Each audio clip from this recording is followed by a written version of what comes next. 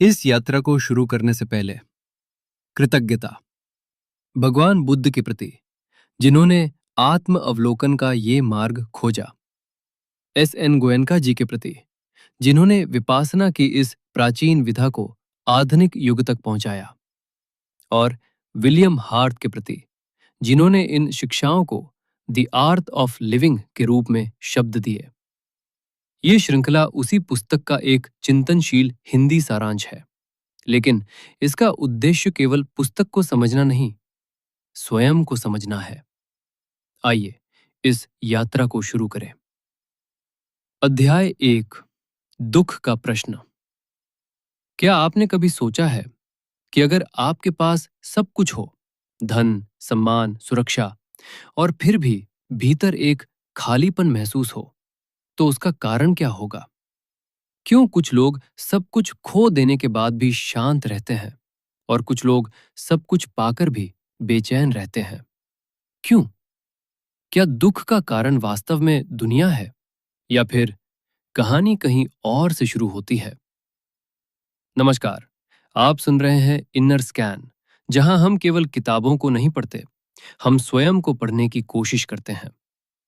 आज हम एक ऐसी पुस्तक की यात्रा शुरू कर रहे हैं जो केवल जीवन के बारे में नहीं है, बल्कि जीने की कला के बारे में है। The art of living. एक ऐसी पुस्तक जो हमें बताती है कि दुख से भागने की आवश्यकता नहीं, उसे समझने की आवश्यकता है। लगभग 2500 वर्ष पहले भारत की धरती पर एक युवा राजकुमार रहता था। उसके पास वो सब कुछ था जिसका अधिकांश लोग केवल सपना देखते हैं: वैभव, शक्ति, सुरक्षा, सुविधाएं। लेकिन एक दिन उसने कुछ ऐसा देखा जिसने उसकी पूरी दुनिया बदल दी।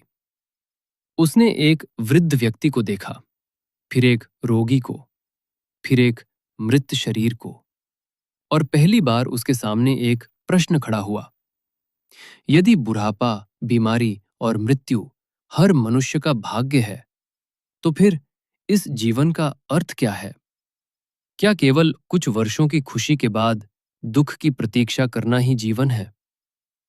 ये प्रश्न केवल उस राजकुमार का नहीं था, ये प्रश्न हमारा भी है।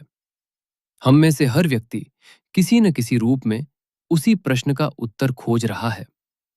कोई धन में खोजता है, कोई प्रेम में, कोई प्रसिद्धि में, कोई उपलब्धियों में। लेकिन जितना अधिक खोजते हैं, उतना ही महसूस होता है कि कुछ अभी भी अधूरा है। उस राजकुमार का नाम था सिद्धार्थ, और आगे चलकर दुनिया उन्हें बुद्ध के नाम से जानने लगी। लेकिन बुद्ध बनने से पहले उन्होंने वही किया जो बहुत कम लोग करने का साहस करते हैं। उन्होंने बाहर की दुनिया को छोड़कर अपने भीतर की दुनिया को देखना शुरू किया। हम में से अधिकांश लोग पूरी जिंदगी बाहर देखते रहते हैं। कौन क्या कर रहा है, किसके पास कितना है, किसने क्या कहा, किसने हमारा सम्मान किया, किसने हमारा अपमान किया। लेकिन एक प्रश्न शायद ही कभी पूछते हैं: मैं वास्तव में कौन हूं?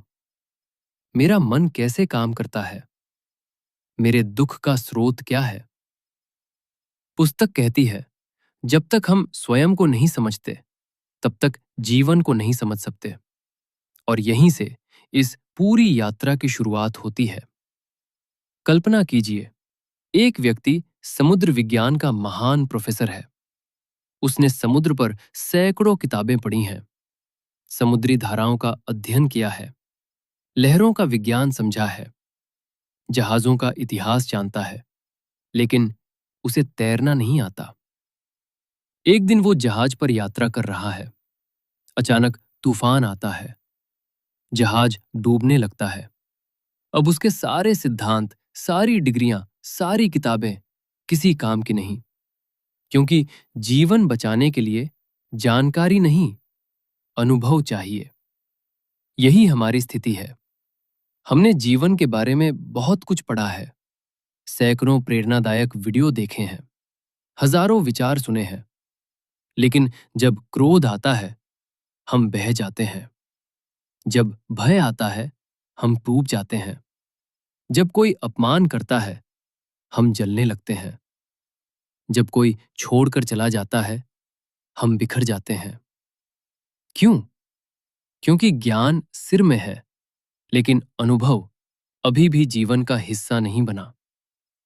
बुद्ध ने कहा, सत्य को जानना पर्याप्त नहीं है, सत्य का अनुभव करना आवश्यक है। और सत्य का अनुभव बाहर नहीं, भीतर होता है। द आर्ट ऑफ लिविंग का सबसे बड़ा संदेश यही है। मनुष्य का दुख बाहर से नहीं आता, दुख की जड़ भीतर है। ये सुनने में असहज लग सकता है, क्योंकि हम वर्षों से यही मानते आए हैं कि हमारी समस्याओं का कारण दूसरे लोग हैं, परिस्थितियां हैं, समाज है, भाग्य है। लेकिन एक क्षण के लिए सोचिए, यदि कोई आपको अपमानित करे और आपको उसकी भाषा ही समझ ना आए, तो क्या आप उतना ही दुखी होंगे? शायद नहीं। तो दुख केवल शब्दों से नहीं आया, दुख उस प्रतिक्रिया से आया जो आपके मन ने उन शब्दों के प्रति पैदा की। यहीं से बुद्ध की सबसे बड़ी खोज शुरू होती है। उन्होंने पाया कि जीवन की अधिकांश पीड़ा घटनाओं से नहीं, घटनाओं पर हमारी प्रतिक्रियाओं से पैदा होती है। कोई हमारी प्रशंसा कर तो हम उसे पकड़कर रखना चाहते हैं, कोई आलोचना करे तो हम उसे दूर धकेलना चाहते हैं, कोई सुखद अनुभव मिले तो हम चाहते हैं कि वह कभी समाप्त ना हो, कोई दुखद अनुभव मिले तो हम चाहते हैं कि वह तुरंत समाप्त हो जाए। और इसी आकर्षण और द्वेष के बीच पूरा जीवन बीत जाता है। समस्या यह नहीं कि जीवन बदलता है, समस्या यह है कि हम परिवर्तन को स्वीकार नहीं कर पाते। हम स्थायी सुख चाहते हैं, एक अस्थायी संसार में, और यही संघर्ष दुख बन जाता है। बुद्ध ने इस संघर्ष को देखा, समझा और फिर उससे बाहर निकलने का मार्ग खोजा। उन्होंने कोई नया धर्म नहीं बनाया, उन्होंने कोई विश्वास थोपने की कोशिश नहीं की। उन्होंने केवल एक प्रयोग किया, अपने ऊपर, अपने मन पर, अपने अनुभव पर। उन्होंने पाया कि यदि कोई व्यक्ति बिना भागे, बिना दबाए, बिना प्रतिक्रिया किए अपने भीतर जो हो रहा है उसे देख सके, तो धीरे धीरे उसका मन बदलने लगता है। लेकिन यह आसान नहीं है, क्योंकि हम वर्षों से बाहर देखने के अभ्यस्त हैं, भीतर देखने के नहीं। यही कारण है कि बुद्ध का मार्ग केवल समझने का मार्ग नहीं, अनुभव करने का मार्ग है, चलने का मार्ग है, अभ्यास का मार्ग है। और शायद इसी बात को समझाने के लिए पुस्तक एक सुंदर कहानी सुनाती है। एक युवक वर्षों तक बुद्ध के प्रवचन सुनता रहा। वह प्रतिदिन आता, सुनता, प्रभावित होता और फिर घर चला जाता। एक दिन उसने बुद्ध से पूछा, आप इतने महान हैं, आप इतने करुणामय हैं, फिर भी आपके पास आने वाले सभी लोग मुक्त क्यों नहीं हो जाते? बुद्ध मुस्कुराए। उन्होंने उससे पूछा, यदि कोई तुमसे किसी शहर का रास्ता पूछे और तुम उसे सही दिशा बता दो, तो क्या वह केवल दिशा सुनकर वहां पहुंच जाएगा? युवक बोला, नहीं, उसे स्वयं चलना होगा। बुद्ध ने कहा, ठीक यही उत्तर है। मैं केवल मार्ग दिखा सकता हूं, चलना प्रत्येक व्यक्ति को स्वयं होगा। और शायद यही इस पुस्तक का सबसे महत्वपूर्ण संदेश है। कोई गुरु, कोई पुस्तक, कोई विचार आपको मुक्त नहीं कर सकता। वे केवल दिशा दिखा सकते हैं। यात्रा आपको स्वयं करनी होगी। अब तक हमने जाना कि दुख बाहर नहीं, भीतर जन्म लेता है। लेकिन अभी सबसे बड़ा रहस्य बाकी है। यदि दुख का कारण भीतर है, तो वास्तव में हमारे भीतर ऐसा क्या चल रहा है जो हमें बार बार दुखी करता है? मन कैसे काम करता है? और क्यों हम बार बार उन्हीं भावनाओं के शिकार हो जाते हैं जिनसे बचना चाहते हैं? अगले भाग में हम मन की उस अदृश्य मशीनरी को समझेंगे जो हर सुख और हर दुख को जन्म देती है।